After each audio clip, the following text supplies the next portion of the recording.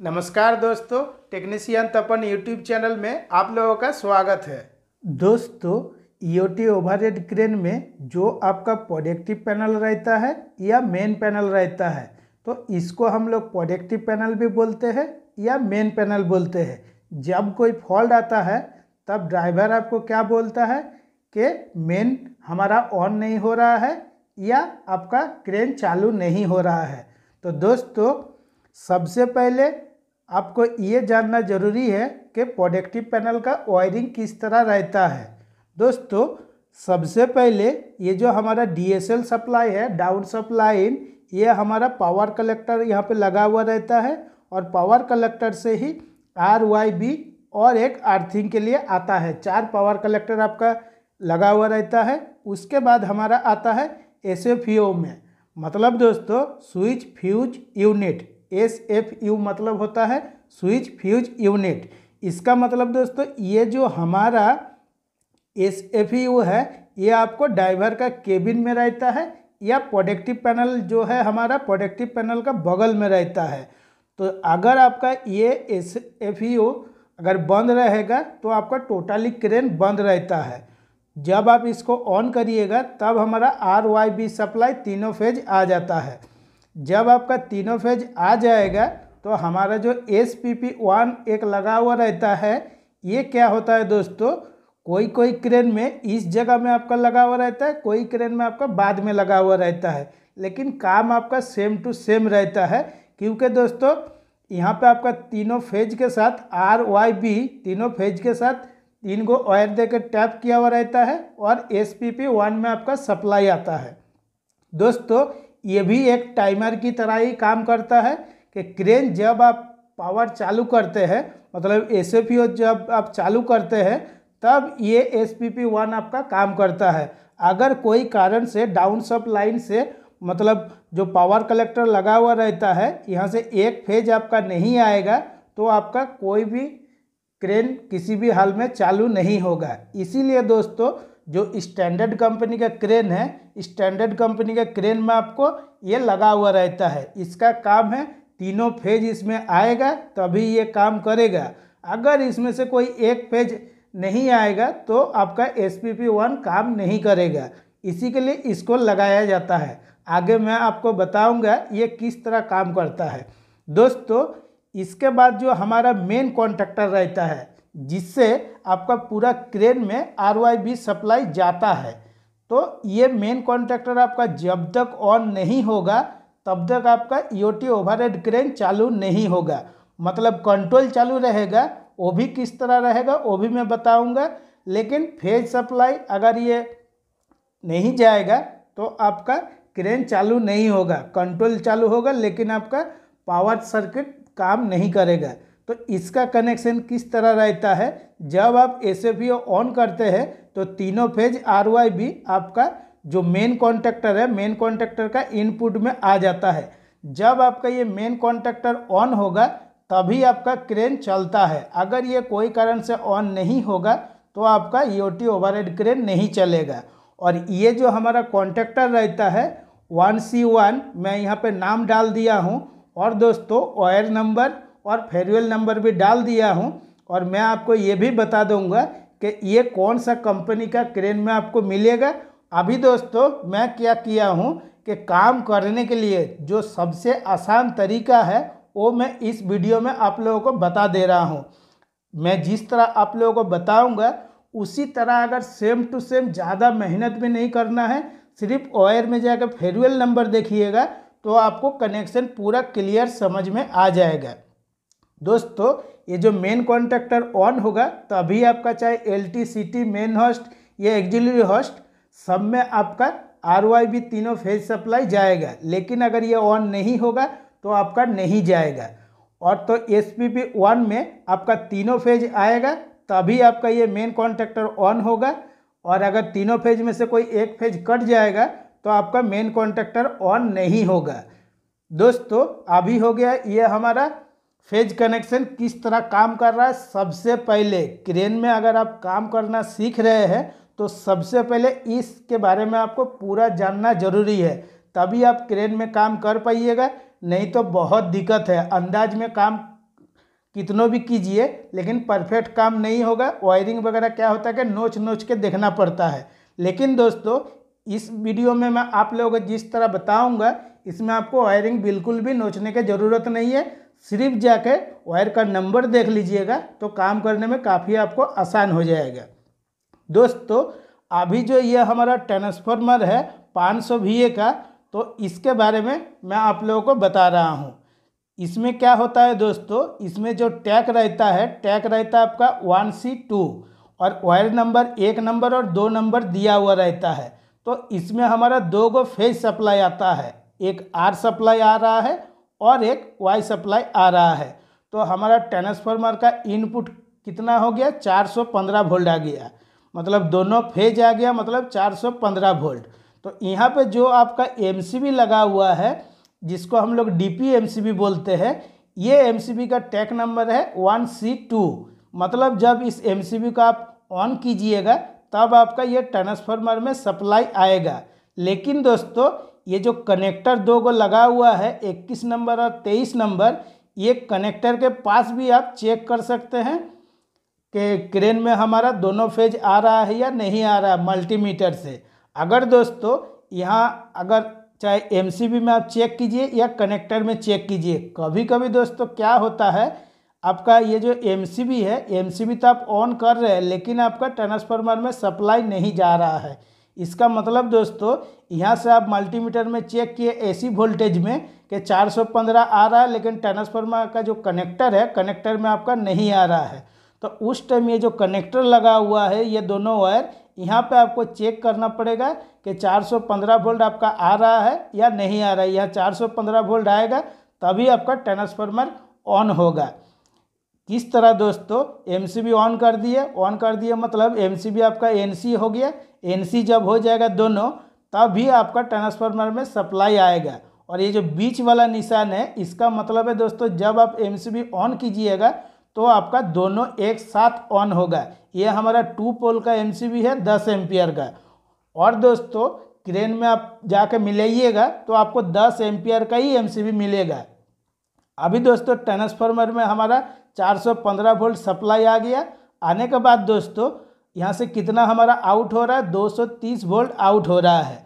तो जब 230 वोल्ट हमारा आउट हो रहा है इसका मतलब है दोस्तों जो हमारा क्रेन में चाहे आपका फैन रहता है, फैन चालू रहता है, आपका लाइट भी रहता है, तो 230 वोल्ट के लिए एक सॉकेट भी लगा हुआ रहता है। मैं एक छोटा सा एग्जांपल के लिए एक एक्सटेंशन बोर्ड का ही कनेक्शन करके आप लोगों को दिखाया हूँ। इसमें ये जो 230 वोल्ट है, 230 वोल्ट से आप क्या कीजिएगा, इसका जो नीचे में एक MCB लगा हुआ रहता है 10 एम्पियर का, और आपका ये जो ऊपर में एक्सटेंशन बोर्ड लगा हुआ है इसका मतलब भी दोस्तों दूसरा कुछ है। क्योंकि दोस्तों जब आपका ट्रांसफार्मर से 230 वोल्ट आएगा तभी आपका एक्सटेंशन बोर्ड में सप्लाई आ जाएगा, अगर इस सर्किट में आपको कुछ प्रॉब्लम नहीं रहेगा तो। और दोस्तों ये कब काम करेगा कि आप जैसे ही क्रेन में जाइएगा, क्रेन में जाने के बाद ये एक्सटेंशन बोर्ड से अगर कोई सामान आपका कनेक्शन दिया हुआ है तो आपको तुरंत पता चल जाएगा। अगर आगे इसमें कुछ प्रॉब्लम नहीं होगा तो वो भी मैं आप लोगों को बताऊंगा। दोस्तों यहाँ से 230 वोल्ट आउट हो गया। आउट होने के बाद ये एक्सटेंशन बोर्ड किस तरह काम करेगा, एक्सटेंशन बोर्ड के लिए एक स्विच लगा हुआ रहता है जिसको हम लोग टोकल स्विच बोलते हैं, या आप बेड स्विच भी लगा सकते हैं। चाहे कोई भी 6 एम्पियर का स्विच आपको लगाना चाहिए। 6 एम्पियर का स्विच रहेगा तो बहुत लॉन्जिविटी रहता है, जल्दी ख़राब भी नहीं होता है।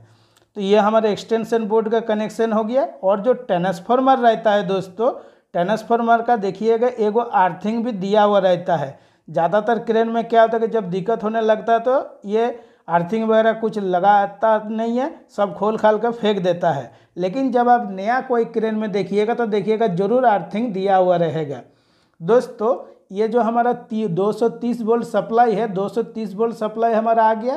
कहाँ पे आ रहा है, जो हमारा DP MCB है और एगो DP MCB में आ रहा है। जब हम MCB ऑन करेंगे तभी हमारा 230 वोल्ट आउट होगा।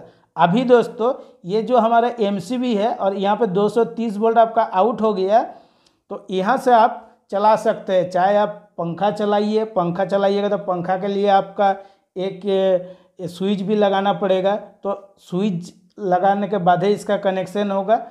और दोस्तों अगर यहाँ पे कौन कौन कनेक्शन रहता है उसके बारे में भी अगर आप लोगों को जानना है तो आप मेरा व्हाट्सएप में बात कीजिएगा, मैं आप लोगों को इसके बारे में भी बता दूंगा। मैं इसलिए और नहीं बनाया हूँ कि हर क्रेन में आपको कॉमन रहता है। जो भी क्रेन में आपका 2 ट्रांसफार्मर रहता है, एक ट्रांसफार्मर आपका ये एक्सटेंशन बोर्ड, लाइट, फैन ये सब के लिए काम के लिए रहता है, जो हमारा 500 VA का ट्रांसफार्मर रहता है। और एक दोस्त रहता है कंट्रोल ट्रांसफार्मर, जो हमारा 110 वोल्ट सप्लाई पूरा क्रेन को भेजता है और क्रेन चालू, चाहे कोई भी main host, LT-CT, auxiliary host, सब पैनल में आपका 110 वोल्ट सप्लाई जाता है। वो भी किस तरह जाता है दोस्तों, ये हमारा ट्रांसफार्मर जो है ये हमारा दूसरा पर्पस के लिए है, और ये जो कंट्रोल ट्रांसफार्मर है ये हमारा दूसरा पर्पस के लिए है। जो हमारा ये 500 VA वाला ट्रांसफार्मर है ये हमारा लाइट वगैरह ये सब चालू करने के लिए। अगर ये ट्रांसफार्मर में आपका कुछ भी फॉल्ट आया तो कुछ दिक्कत नहीं है, क्रेन आपका चालू रहेगा, लेकिन पंखा, ये एक्सटेंशन बोर्ड ये सब आपका नहीं चलेगा। और ज़्यादातर स्टैंडर्ड कंपनी में आपका 2 ट्रांसफार्मर ही रहता है, लेकिन लोकल बैंड का क्रेन में आपका एक ही ट्रांसफार्मर रहता है। अभी दोस्तों हमारा जो पूरा क्रेन के लिए कंट्रोल ट्रांसफार्मर है ये हमारा 2.5 kVA का है। ये किस तरह दोस्तों काम कर रहा है, ये जो हमारा 2 गो फेज है 415 वोल्ट, हमारा B फेज है और R फेज है, और इसमें हमारा Y फेज था। तो ये दोनों जो फेज है ये दोनों फेज आपका सबसे पहले MCB में आता है। जब आप MCB ऑन कीजिएगा तब आपका ये कंट्रोल ट्रांसफार्मर ऑन होगा। मतलब दोस्तों ये जो ट्रांसफार्मर है ये ट्रांसफार्मर आपका कौन सा ट्रांसफार्मर है, स्टेप डाउन ट्रांसफार्मर, क्योंकि आप 415 वोल्ट दे रहे हैं, इसमें से आपका 110 वोल्ट बन रहा है।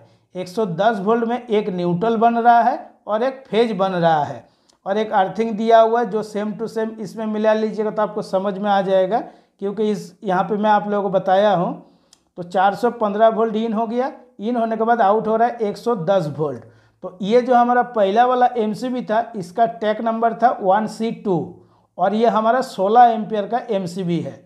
दोस्तों 110 वोल्ट सप्लाई हमारा जब आउट हो गया, आउट होने के बाद फिर एक MCB में आया। मैं आपको इससे पहले जो वीडियो बनाया बोला हूँ कि स्टैंडर्ड कंपनी का जो भी क्रेन रहता है उसमें काफ़ी सेफ्टी दिया हुआ रहता है। 110 वोल्ट सप्लाई, एक न्यूट्रल और एक फेज आया। जब आप 1C3 ये MCB ऑन कीजिएगा तब आपका सप्लाई आगे आएगा। आगे मतलब दोस्तों अब सर्किट काम करने लगेगा 110 वोल्ट। दोस्तों अभी इसका न्यूट्रल सप्लाई किस तरह काम कर रहा है, न्यूट्रल सप्लाई हमारा ट्रांसफार्मर से आया। जब हम MCB ऑन करेंगे तब हमारा ये जो हमारा 1C1 जो हमारा मेन कॉन्टैक्टर है, मेन कॉन्टैक्टर का A2 में सप्लाई आएगा, न्यूट्रल सप्लाई आएगा। यहाँ से डायरेक्ट आपका न्यूट्रल सप्लाई आ जा रहा है। और अभी दोस्तों फेज सर्किट आपका किस तरह काम करेगा। फेज सप्लाई सबसे पहले MCB जब ऑन कीजिएगा MCB NC होगा, NC होने के बाद आपका कनेक्टर में आएगा। कभी कभी दोस्तों ये जो कनेक्टर है, कनेक्टर जल जाता है या कोई वायर लूज हो जाता है तो आपका सप्लाई आगे नहीं जा पाता है और आपका मेन कॉन्टैक्टर जो है ऑन नहीं होता है। ये कनेक्टर का नंबर भी मैं दे दिया हूँ। जो न्यूट्रल वाला कनेक्टर है उसमें आपका 20 नंबर मिलेगा, और दोस्तों जो हमारा फेज वाला है, फेज वाला में आपका 9 नंबर रहेगा। ये नंबर देख के भी आप काम कीजिएगा तो कुछ भी दिक्कत नहीं होगा, आराम से आप काम कर सकते हैं। दोस्तों अभी हमारा जो फेज सप्लाई है, फेज सप्लाई जो इमरजेंसी लगा हुआ रहता है जिसको हम लोग दबा के रख देते हैं। इसका मतलब क्या है दोस्तों कि इमरजेंसी स्विच आपका जहाँ पे लगा हुआ है एक बार दबा कर रख दीजिएगा तो आपको जब तक ये इमरजेंसी आपका खुलेगा नहीं तब तक आपका कोई भी चालू नहीं कर सकता है क्रेन, चाहे कुछ भी दिक्कत हो जाए। लेकिन यहाँ पे अगर आपका पुश बटन लगा हुआ रहता तो कोई भी दबा के चालू कर लेगा या कोई भी बंद कर देगा। इसीलिए आपका क्रेन में एक इमरजेंसी स्विच लगा हुआ रहता है, इसको हम लोग इमरजेंसी स्टॉप भी बोलते हैं। अगर क्रेन में कोई भी चाहे मेन होस्ट LT-CT अगर डायरेक्ट हो जाता है तो एक्सीडेंट हो जाएगा। एक्सीडेंट ना हो ये इमरजेंसी का आप अगर दबा दीजिएगा तो आपका टोटली क्रेन बंद हो जाएगा। और नहीं तो दोस्तों क्या होता है, ड्राइवर जो आपका क्रेन चालू करके रखता है, जब अगर कोई क्रेन डायरेक्ट हो जाता है, चाहे मेन होस्ट LTCT कुछ भी डायरेक्ट हो जाए, तब आपका SFEO को बंद कर देता है। SFEO जब आपका बंद हो जाएगा तब आपका क्या होगा, SFEO बंद होने के बाद आपका टोटली कंट्रोल सप्लाई आपका बंद हो जाएगा। फुल क्रेन का कोई भी सर्किट आपका काम नहीं करेगा, चाहे कंट्रोल वाला बोलिए या आपका फेज वाला बोलिए। इसलिए दोस्तों कि आपका यहाँ से सप्लाई बंद करने के बाद SFEO का बाद से आपका जो भी सप्लाई है इसके आउटपुट से दिया हुआ है, इसीलिए यहाँ बंद कीजिएगा तो टोटली क्रेन आपका बंद हो जाता है। अभी दोस्तों इमरजेंसी में हमारा कौन सा पॉइंट में सप्लाई आया, NC पॉइंट में। इमरजेंसी स्विच आपका जो रहता है उसका पीछे में देखिएगा एक NC लगा हुआ रहता है। जब आप इसको दबाइएगा तब ये NO हो जाता है। जब ये NO हो जाएगा तब आपका सप्लाई आगे जाएगा नहीं, और जब आप इसको खोलिएगा तभी आपका ये NC हो जाएगा। उसके बाद दोस्तों हमारा इमरजेंसी जब सप्लाई आउट होता है फेज सप्लाई, तब कनेक्टर में आता है। कितना नंबर कनेक्टर में, 10 नंबर कनेक्टर में आता है। 10 नंबर में कनेक्टर में आने के बाद आपका जो ऑफ वाला पुश बटन है, ऑफ वाला पुश बटन का NC पॉइंट में आता है। NC पॉइंट में इन होता है, इन होने के बाद आपका आउट हो जाता है। तो दोस्तों ये जो हमारा इमरजेंसी स्विच है, क्रेन में जाकर जब आप मिलाइएगा तो देखिएगा B3, मतलब यही टैग नंबर आपका सेम टू सेम मिलेगा, इसमें से कुछ भी आपको अलग नहीं मिलेगा। और जो दोस्तों आपका ऑफ पुश बटन है उसमें आपका B2 रहेगा। तो यही दोनों देख के आपको समझ जाना है कि कौन हमारा इमरजेंसी का है और कौन हमारा ऑफ का है। कभी कभी दोस्तों ये जो इमरजेंसी है ये ख़राब होने के बाद यहाँ पे एक NC पॉइंट जो मिलता है उसको भी लगा दिया जाता है, या इसको डायरेक्ट कर दिया जाता है। कोई क्रेन में रहता है, कोई क्रेन में नहीं रहता है। अगर आपके पास नहीं है तो आप इमरजेंसी स्विच लगा सकते हैं, उसके लिए कुछ भी दिक्कत नहीं है। ऑफ पुश बटन में आपका सप्लाई आ गया, मतलब दोस्तों ये जो हमारा ऑफ पुश बटन है इसको जब हम दबाएंगे तो टोटली कंट्रोल सप्लाई आपका बंद होना चाहिए। इसी तरह दोस्तों EOT ओवरहेड क्रेन में कनेक्शन रहता है कि अगर कुछ भी दिक्कत हुआ ऑफ वाला दबाएंगे तो टोटली हमारा सर्किट बंद हो जाना चाहिए। अभी दोस्तों ये जो हमारा ऑफ वाला जो NC पॉइंट है, जब तक ये NC बना रहेगा तभी तक आपका सप्लाई आगे जाएगा। कभी कभी दोस्तों ये जो ऑफ वाला पुश बटन है इसका NC पॉइंट ख़राब हो जाता है, इसके चलते आपका सप्लाई आगे नहीं जा पाता है। तो यहाँ पे NC पॉइंट को आपको ठीक से चेक करना है। उसके बाद दोस्तों फिर और एक कनेक्टर लगा हुआ रहता है, उसका नंबर है 11 नंबर।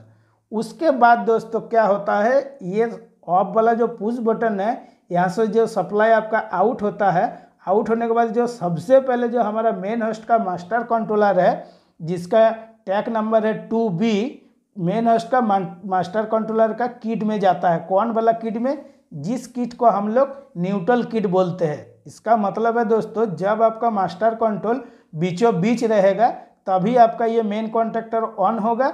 अगर आपका बीचों बीच मास्टर कंट्रोल नहीं रहेगा तो आपका ये मेन कॉन्टैक्टर ऑन नहीं होगा, क्योंकि दोस्तों जब आप मास्टर कंट्रोल को बीचों बीच कीजिएगा तभी आपका क्या होगा, ये किट जो है हमारा NC बनेगा। जब आप मास्टर कंट्रोल को 1 नंबर या 2 नंबर में लगा दीजिएगा तब क्या होगा, ये NO हो जाएगा। जब ये NO हो जाएगा तब क्या होगा, तब भी आपका मेन कॉन्टैक्टर चालू रहना चाहिए।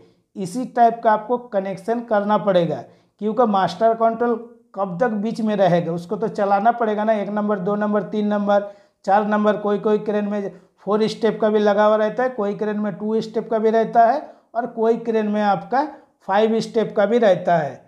तो ये हमारा कितनों भी NO हो जाएगा फिर भी आपका मेन कॉन्टैक्टर ऑन रहना चाहिए। इसके बारे में भी मैं बताऊंगा।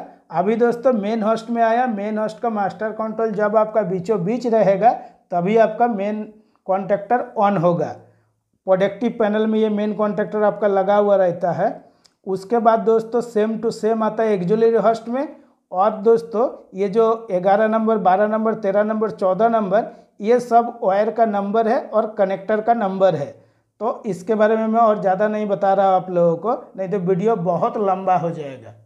दोस्तों अभी ये जो मेन होस्ट है, main host auxiliary host CT और LT, आपको एक चीज़ ध्यान में रखना है कि हमारा जो मेन होस्ट है, मेन होस्ट में 2B का लिखा हुआ है, जहाँ पे 2B का टैग मिलेगा ये हमारा मेन होस्ट का हो जाएगा। जो 5B का रहेगा ये हमारा एक्जुलरी होस्ट का हो जाएगा, जो हमारा 3B का रहेगा ये हमारा CT का हो जाएगा, और दोस्तों जो हमारा 4B रहेगा वो हमारा LT का हो जाएगा।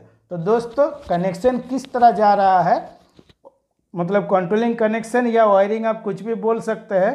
पहले जब भी फॉल्ट आए तब आपको मेन होस्ट को पहले देखना है, फिर एक्जुलरी होस्ट को देखना है, फिर CT को देखना है, उसके बाद आपको LT का देखना है। डायरेक्ट उल्टा तरफ से देखिएगा तो आपको समझ में नहीं आएगा।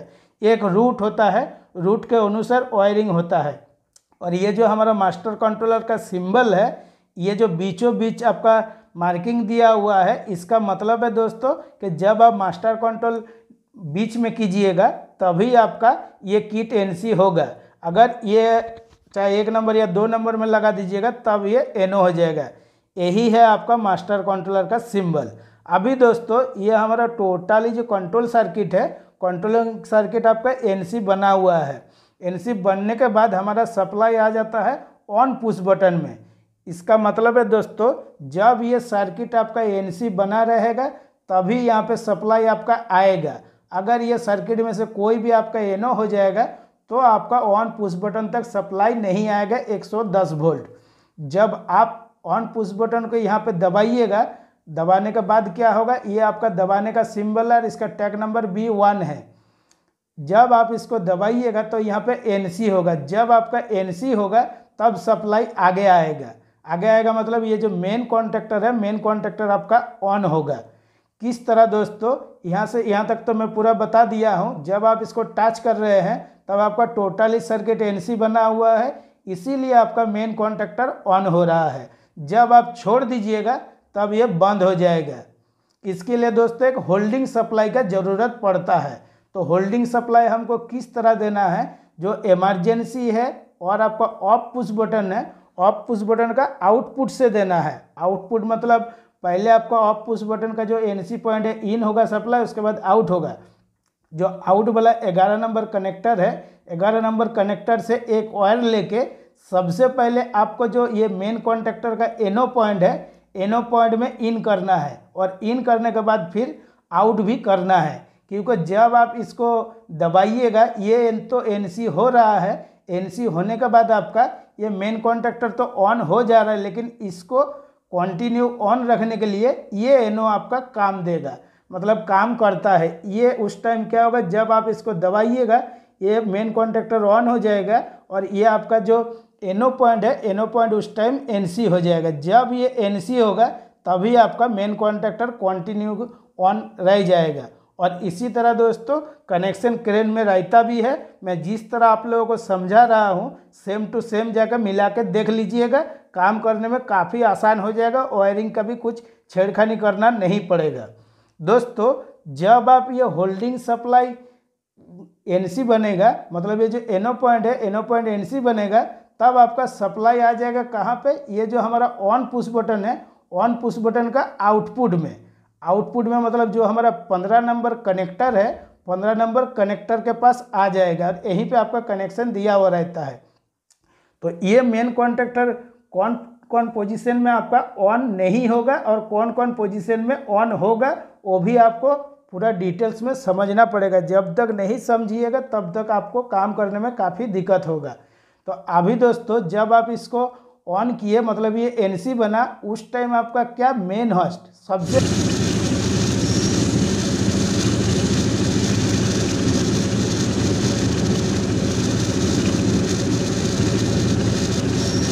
पहले आपका जो वायर है 2L1 मतलब ये जो लिमिट स्विच है, ग्रेविटी लिमिट स्विच, इसमें सप्लाई आएगा। किस में आएगा, NC पॉइंट में आएगा। जो ग्रेविटी लिमिट स्विच है, ग्रेविटी लिमिट स्विच में जो किट रहता है वो किट आपका NC होना चाहिए। NC रहेगा तभी आपका सप्लाई आगे आएगा। अगर कोई कारण से आपका NO हो जाएगा gravity limit switch main host का, तो आपका मेन कॉन्टेक्टर बंद हो जाएगा। ये दोस्तों किस तरह कनेक्शन किया जाता है, मतलब इस टाइप का कनेक्शन क्यों किया जाता है, इसलिए किया जाता है अगर कोई कारण से ड्राइवर क्रेन चला रहा है, चलाते चलाते सो जाएगा, तो ये जाकर ग्रेविटी लिमिट स्विच में जैसे ही टच होगा तो आपका मेन कॉन्टेक्टर बंद हो जाएगा। मेन कॉन्टेक्टर जैसे ही बंद हो जाएगा वैसे ही आपका क्रेन में कुछ भी चालू नहीं होगा, चाहे कितना भी कोशिश कर लेगा। तो आपका gravity limit switch main host में जो सप्लाई आया, सबसे पहले अगर कभी भी फॉल्ट आए तो फॉल्ट आने के बाद पहले मेन होस्ट वाला ग्रेविटी लिमिट स्विच आपको चेक करना है। उसके बाद दोस्तों सेम टू सेम आपको ऑक्सिलरी होस्ट का जो ग्रेविटी लिमिट स्विच है, ऑक्सिलरी होस्ट का ग्रेविटी लिमिट स्विच आपको चेक करना है। मेन होस्ट और ग्रेविटी लिमिट स्विच ये दोनों जो मतलब आपका मेन होस्ट और ऑक्सिलरी होस्ट ये दोनों लिमिट स्विच आपका एनसी रहना चाहिए, तब आपका सप्लाई आगे आएगा। आगे आने के बाद आपका मेन कॉन्टैक्टर ऑन होगा, लेकिन कब ऑन होगा, जो आपका SPP1, इसका मतलब शुरू में मैं आप लोग इसके बारे में पूरा समझाया हूँ कि इसमें आपका तीनों फेज आना चाहिए। जब आपका तीनों फेज यहाँ पे आएगा तभी जो ये NC पॉइंट है SPP1 का, ये NC पॉइंट शुरू में क्या रहता है, आपका NO रहता है। जब आपका तीनों फेज ठीक से आएगा तब ये NC होगा। अगर कोई कारण से आपका एक फेज कट जाएगा तब ये फिर दोबारा NO हो जाएगा। इस टाइप का कनेक्शन दोस्तों किस लिए किया हुआ रहता है वो भी आपको पूरा गौर से समझना पड़ेगा। अगर आप क्रेन चला रहे हैं या कोई ड्राइवर आपका क्रेन चला रहा है, उस टाइम क्या होता है, ये जो हमारा DSL है डाउन सप लाइन, आपका ये पावर कलेक्टर कभी कभी गिर जाता है। गिरने के चलते क्या होता है, हमारा जो भी चाहे LT CT मेन होस्ट आपका जो चालू रहता है कंटिन्यू, इसमें क्या होगा दोस्तों, सिंगल फेज में मोटर जलने के बहुत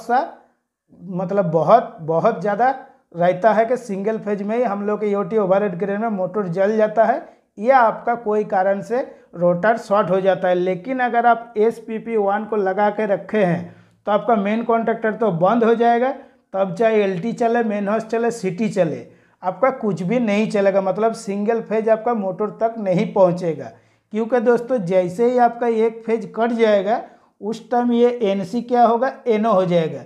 जब ये NO हो जाएगा तब ये कॉन्टैक्टर आपका बंद हो जाएगा। जब ये बंद हो जाएगा तब आपका कुछ भी टेंशन नहीं रहेगा। क्योंकि दोस्तों इसको भी आपको पूरा गौर से समझना है, क्योंकि इसका जो ये होल्डिंग सप्लाई है ना, जो ऑफ पुश बटन का ऊपर से 11 नंबर कनेक्टर से आपका दिया हुआ रहता है, तो होल्डिंग सप्लाई आपका NC तो बना है, तो ये कॉन्टैक्टर आपका ऑन है मेन कॉन्टैक्टर। लेकिन कोई कारण से आपका एक वायर कट गया, चाहे RYB तीनों में से कुछ भी एक कट जाएगा, तो ये NO हो जाएगा और मेन कॉन्टैक्टर आपका बंद हो जाएगा। तब आपका मेन होस्ट LT CT किसी का भी आपका मोटर में कुछ भी इफेक्ट नहीं आएगा। इसी के लिए दोस्तों SPP1 आपका लगा हुआ रहता है। जब 3 फेज सप्लाई आता है पूरा परफेक्ट आएगा, तब ये NO से NC होगा, और जैसे ही आपका एक फेज कट जाएगा तुरंत आपका NO हो जाएगा। इसीलिए इसका सेफ्टी में दिया हुआ रहता है। ये दोस्तों स्टैंडर्ड कंपनी में आपको देखने के लिए ज़रूर मिलेगा ही मिलेगा। और दोस्तों आज जो मैं इस वीडियो में आप लोगों को समझाया हूँ, ये क्रेन आपको साइको क्रेन में मिलेगा। साइको क्रेन में जाके एकदम same to same wire number पकड़ कर आप मिला के देख लीजिएगा, आपको सेम टू सेम मिलेगा। इसमें से आपको कुछ भी अलग नहीं मिलेगा। अगर मैं 4B बोला हूँ या 3B बोला हूँ तो 3B 4B ये रहेगा पैनल में, ये आप मिला के देख लीजिएगा। अगर इस वीडियो में आपको कुछ भी समझने में दिक्कत है तब आप हमको व्हाट्सएप में बात कर सकते हैं, उसके लिए कुछ भी दिक्कत नहीं है। मेरा जितना सारा सब्सक्राइबर है मैं सबसे व्हाट्सएप में बात करता हूं। किसी का अगर कुछ भी दिक्कत होता है तो हमको बताता, मैं बहुत जल्दी सॉल्यूशन करके दे देता हूं। अभी कुछ दिन पहले भी एक दोस्त हमको फ़ोन किया था, DG में उसका प्रॉब्लम था, DG का प्रॉब्लम भी सॉल्व हो चुका है। दोस्तों अगर मेरा वीडियो आपको अच्छा लगा है तो लाइक शेयर कमेंट जरूर कीजिएगा और चैनल को सब्सक्राइब कीजिएगा।